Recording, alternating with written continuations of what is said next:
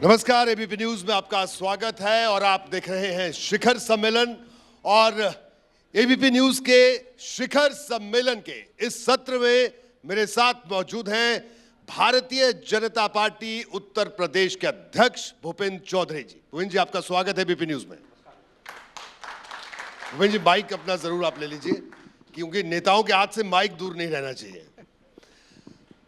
तो भूपेंद्र जी, ये बताइए कि पूरे देश की नजर एक बार फिर उत्तर प्रदेश में, यूपी में उपचुनाव हो रहा है और ये उपचुनाव बड़ी चर्चा का विषय है देश भर में।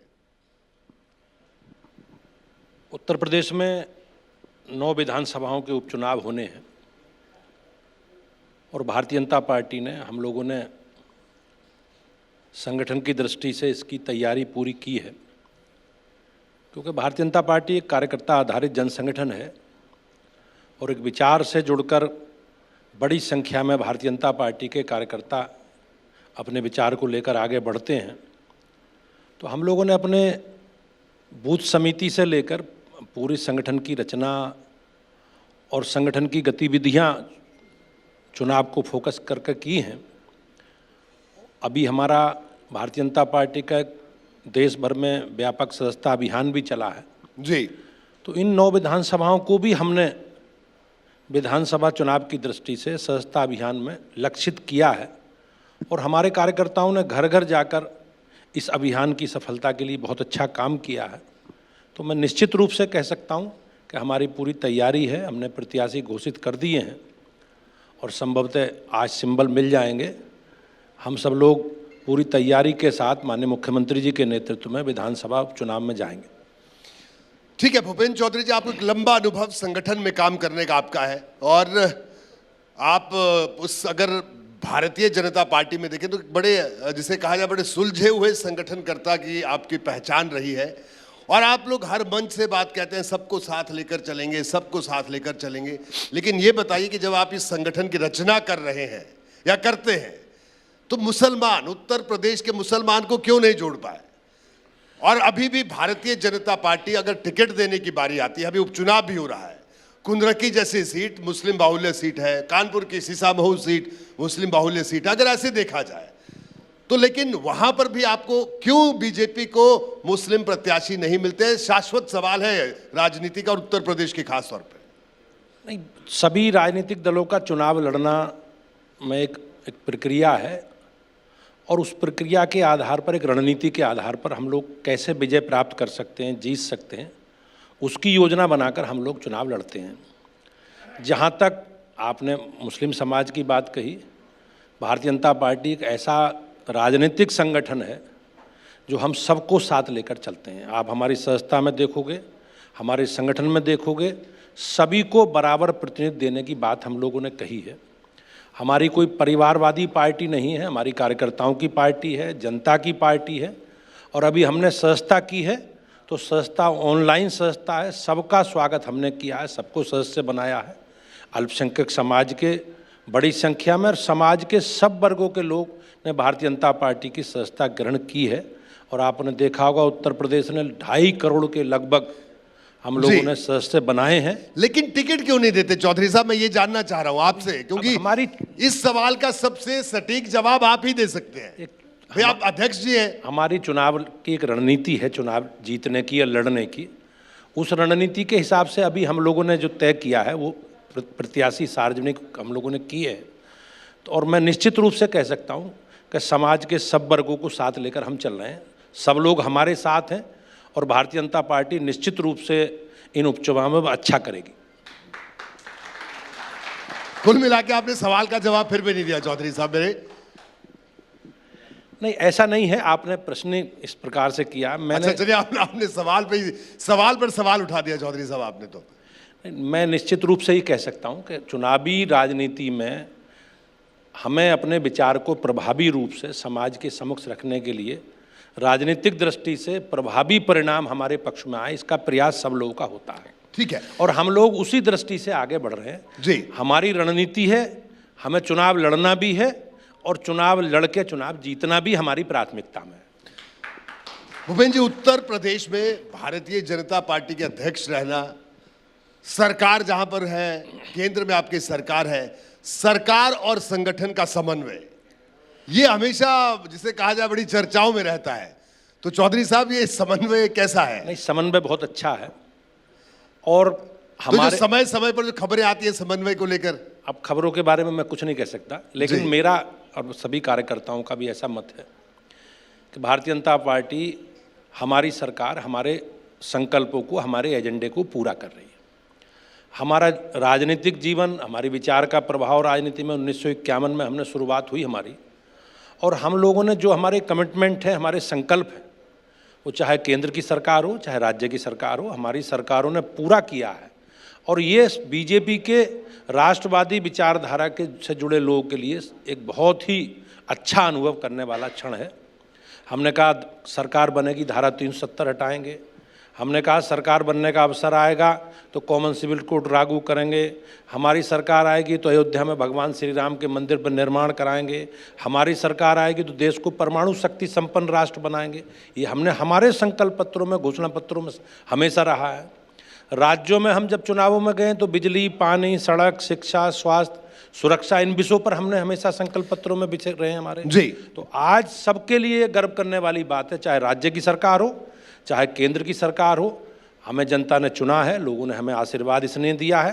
और हम बीजेपी के कार्यकर्ताओं के लिए गर्व करने वाली बात है कि हमारी सरकारों ने उन संकल्पों को पूरा किया है।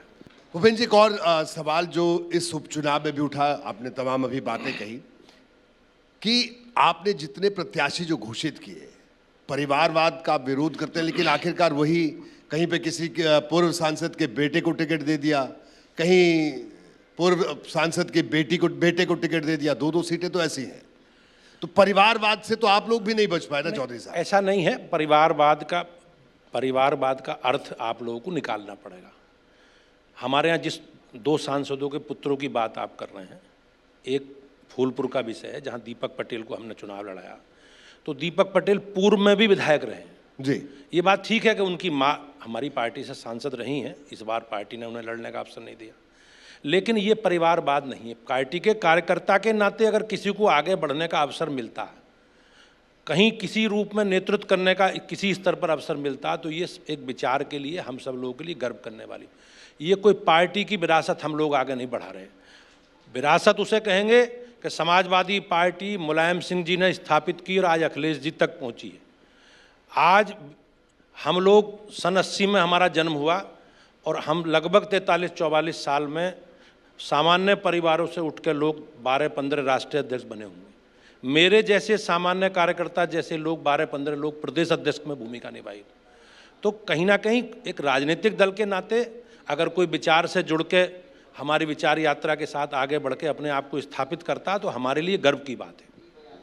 जी चौधरी साहब, ये बताइए कि आज भारतीय जनता पार्टी, अब ये सेमीफाइनल है, 27 का चुनाव भी सामने, उसकी तैयारियों में आप लोग जुट गए हैं, लेकिन भारतीय जनता पार्टी अपने बूते पर, अपने दम पर इस प्रदेश में कितनी मजबूत है? क्योंकि आज भी आपको ओम प्रकाश राजभर, संजय निषाद और पश्चिमी उत्तर प्रदेश में जयंत चौधरी का सहारा आपको लेना पड़ा।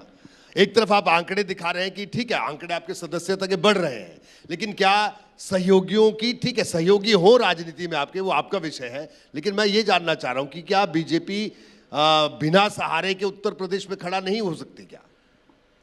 नहीं, हम लोग एक समान विचारधारा के दलों के साथ, एक राजनीतिक एजेंडे के साथ आगे बढ़े हैं। वो हमारे एनडीए का हिस्सा है। हमारे साथ अपना दल लगभग 10 वर्ष से हमारे साथ है।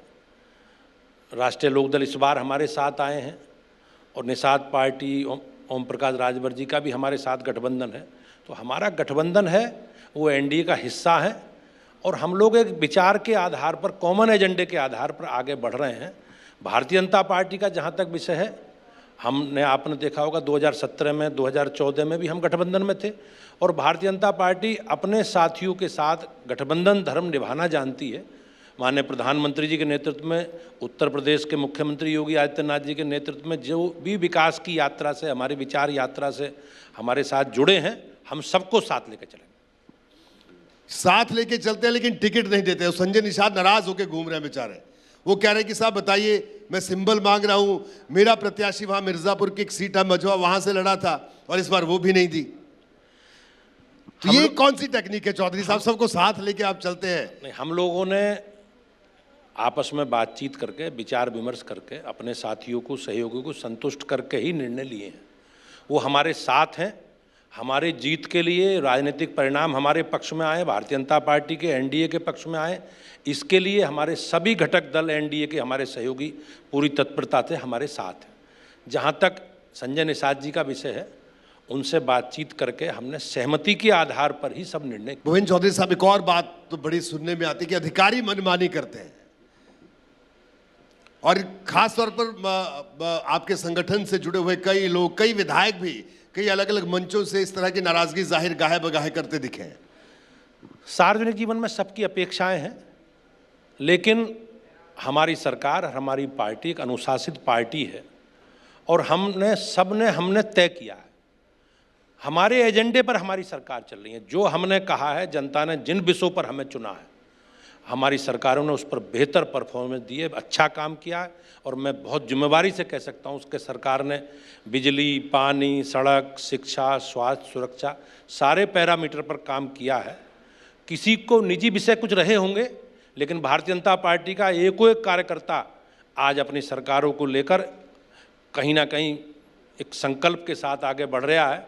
उसे लगता है कि हमने जिसके लिए जीवन दिया, हमने जिसके लिए संघर्ष किया है, हमारे विचार के लिए जिस लोगों ने हमें चुना है, हमारी सरकारें उसे पूरा कर रही हैं।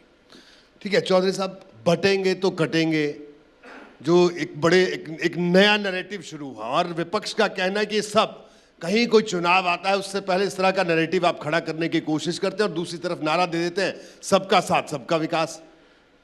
भारतीय जनता पार्टी सामाजिक समरसता और सामाजिक सद्भाव में विश्वास करती है। विपक्ष के लोगों ने हमेशा देश को क्षेत्र के, भाषा के, जाति के नाम पर काम बांटने का काम किया है जी। हमारी सरकार, जैसा मैंने कहा, हमारी पार्टी, हम सब लोग इसी संकल्प के साथ आगे बढ़ते हैं कि हमें सबका साथ और सबका विकास के साथ आगे बढ़ना है। लोग जाति, भाषा के नाम पर, क्षेत्र के नाम पर देश को कमज़ोर करने वाली जो ताकतें हैं, उन ताकतों से सावधान हमें रहना है। मैं बार बार यही आग्रह करता हूं कि समाज को संगठित होकर एक विचार के साथ आगे बढ़ना है। हमें जाति के नाम पर, क्षेत्र के नाम पर, भाषा के नाम पर जब हम बटे हैं, तब कहीं ना कहीं देश की ताकतें कमज़ोर हुई हैं। आप अगर देखेंगे तो देश का बहुसंख्यक समाज जहाँ जहाँ कम हुआ है, वो हिस्सा देश से कट गया है। आज बर्मा की बात करो, आप पाकिस्तान के हिस्से की बात करो, आज बांग्लादेश की बात अगर आप करेंगे तो वही राज्य थे हमारे देश के जहां देश का बहुसंख्यक समाज कमज़ोर हुआ है। तो हम लोग हमेशा कहते हैं कि देश के बहुसंख्यक समाज के साथ मजबूती के साथ हमें खड़ा होना है, हमें सबको साथ लेकर चलना है, लेकिन देश को जाति, भाषा के नाम पर नहीं बांटना।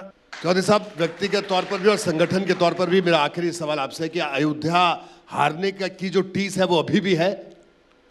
नहीं, अब जनता का निर्णय है। जनता अपनी, ये लोकतंत्र में जनता का निर्णय अंतिम होता है और जनता समय समय पर अपनी ताकत का प्रदर्शन करती है। वो ये दिखाती है कि भाई हम लोग ताकत में, हमने भी कुछ अपनी समीक्षाएं की, कोई गलती रही होंगी, और उन एक लोकतांत्रिक दल के नाते हमने अपने संगठन के, परिवार के सब लोगों से बातचीत करके, आपने देखा होगा कि हमने पूरे प्रदेश भर में लगभग 75-80 हज़ार लोगों से बातचीत की लोकसभा परिणामों को लेकर, और उन सारे विषयों की समीक्षा हम लोगों ने की जिन जिन कारणों से परिणाम अपेक्षा के अनुसार नहीं आए। अयोध्या में भी गए, मैं स्वयं अयोध्या में गया, 2 दिन मैंने कम से कम 3000 लोगों से बातचीत की। तो क्या उस बातचीत और का उन क्या सारे निकला? कारणों से हमने समीक्षा की है। ये हमारा इंटरनल मामला है। कुछ और तो बता दीजिए चौधरी साहब, कोई मामला तो बाहर ले आइए। जनता का निर्णय है, लोगों ने, जनता ने निर्णय दिया है, लेकिन हम लोग पूरे प्रदेश की बेहतरी के लिए, और हमारे लिए अभी लगभग 2.5 वर्ष का कार्यकाल है योगी जी के नेतृत्व में चलने वाली सरकार का, और हम लोग जो हमारे संकल्प हैं, कमिटमेंट हैं, अयोध्या चमके, बेहतरी के साथ अयोध्या के भव्यता के लिए हम लोग काम कर रहे हैं, और हम उस पर आगे बढ़ते रहेंगे। जी, भूपेंद्र चौधरी साहब, आपका बहुत बहुत शुक्रिया बीपीटी से बातचीत करने के लिए। तो भारतीय जनता पार्टी के प्रदेश अध्यक्ष भूपेंद्र चौधरी साहब हमारे साथ मौजूद थे, जिन्होंने साफ तौर पर कहा है कि 9 की 9 सीटों पर जीत की दावेदारी भूपेंद्र चौधरी जता रहे हैं। जैसे ही घड़ी का काटा दोपहर 2:30 पे आए, बबीता जी का दिल सास बहू साजिश के लिए मचल जाए। और ये है इनकी बहू, पूरे दिन ऑफिस की टेंशन हो जाए गॉन जब ये करें अपना फेवरेट शो फ्री टाइम पे ऑन। इनकी तरह आप भी देखिए अपना फेवरेट शो अपने टाइम पर और डाउनलोड कीजिए एबीपी लाइव ऐप अपने स्मार्ट टीवी पर।